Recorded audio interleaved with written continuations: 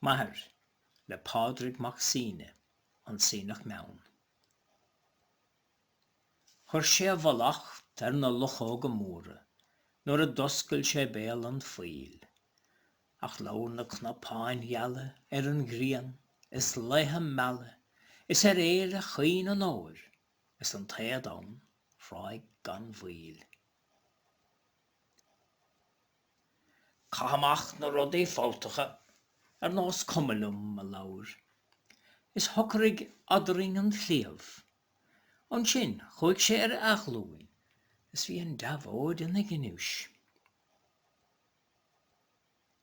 Chím sé a lámh a gágacha go fáil san áir, I gceist trú torra a héir, a chréifóig go cléamh.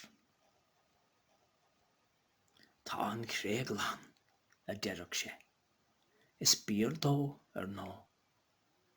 Nó is néfa an fád a líon sa reddig hir.